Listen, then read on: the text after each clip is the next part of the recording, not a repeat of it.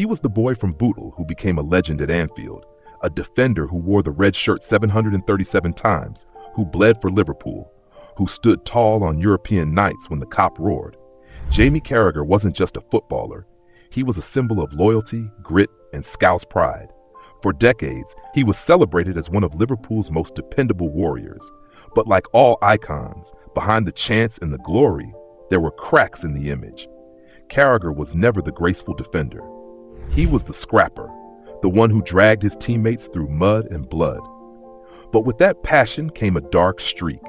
He was known for reckless tackles, dangerous challenges, and a mouth that could cut as sharply as his studs. There were moments when the roar of Anfield covered for his outbursts, moments when the badge excused behavior that would have earned others a red card. Even in his peak years, there were whispers. Carragher was tough, yes, but sometimes he went too far. And then came March 2011.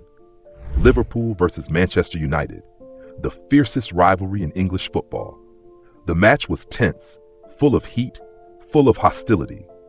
And in the middle of it, Jamie Carragher lunged at United winger Nani. His studs smashed into Nani's shin, ripping open the skin, leaving a gaping wound.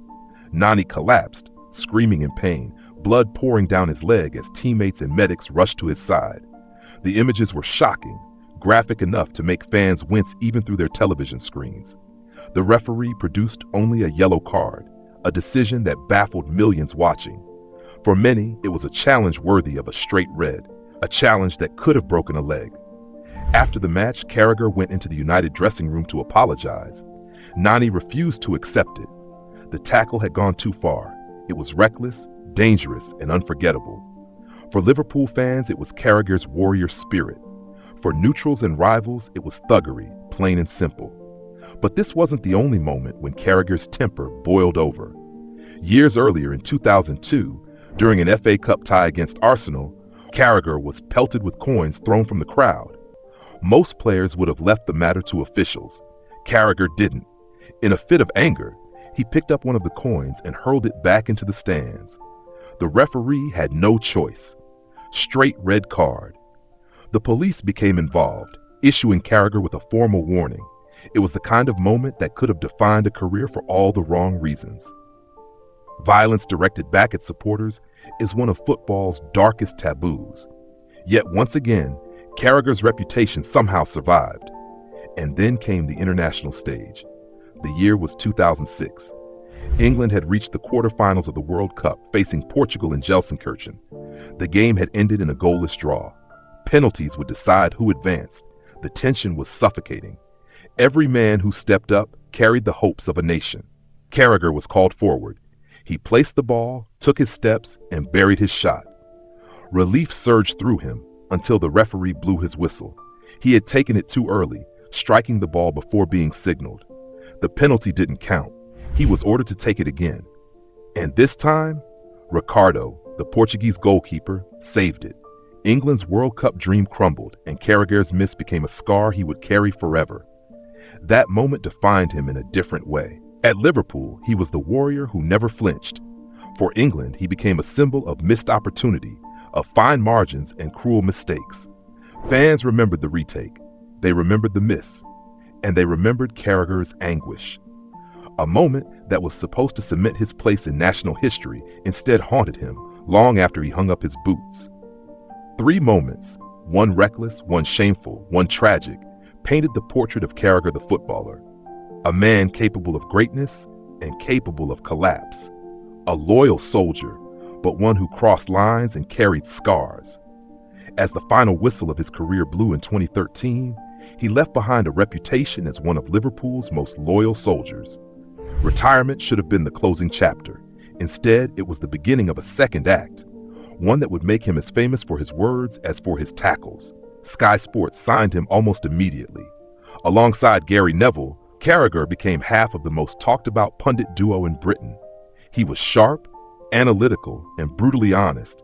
He spoke with the authority of a man who had lived the battles he described. Fans and journalists alike praised him. He wasn't just another retired pro talking cliches. He was different. But with more airtime came more exposure. And soon the qualities that made him engaging, the bluntness, the temper, the unfiltered edge, would push him into scandal after scandal. The first and most unforgettable moment came in March 2018. Liverpool had just lost 2-1 to Manchester United.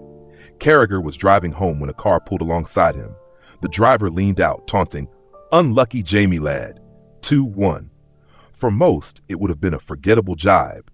For Carragher, it triggered something else. In a moment of anger, a moment that would define him more than all his years at Liverpool, he spat. Not at the driver, not at a fellow fan, but into the open window of the car, where a 14-year-old girl sat in the passenger seat. The video spread like wildfire. The images of the girl wiping spit from her face, her father's outrage, Carragher's expression of fury, all played on endless loops across TV and social media. This wasn't a tackle on the pitch. This wasn't heat-of-the-moment banter in a studio. This was a respected pundit, a national voice, reduced to the lowest, most humiliating action imaginable. Carragher knew it instantly. He went on air, apologizing, calling it a moment of madness and the worst mistake of his career. He offered a personal apology to the girl and her family. He sat before cameras, visibly shaken, admitting he had lost control. But the damage was done. Sky Sports labeled the behavior unacceptable and suspended him indefinitely. Commentators, colleagues, and the public weighed in. Some said it was unforgivable. Others called for context, for compassion. But the image was burned into memory. Jamie Carragher, the Liverpool hero, spitting at a child. For many, that would have been the end. Careers have ended for far less, but not Carragher. Within months, he was reinstated.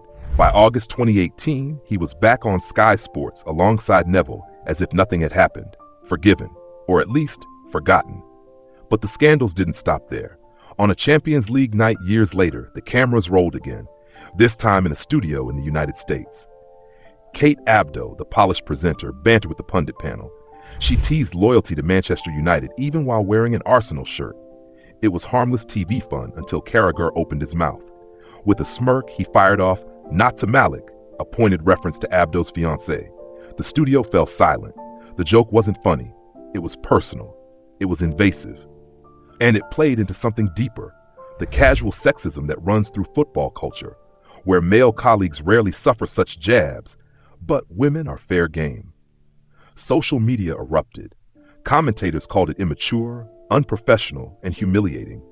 Abdo handled it with grace, opening the next broadcast with class, noting that Carragher had apologized and she had accepted. She described him as an annoying family member, someone who sometimes went too far, but always said sorry. Carragher admitted his mistake, calling himself childish. Once again, the cycle repeated, the scandal, the apology, the forgiveness. But perhaps the most insidious controversy came in his commentary on Mohamed Salah.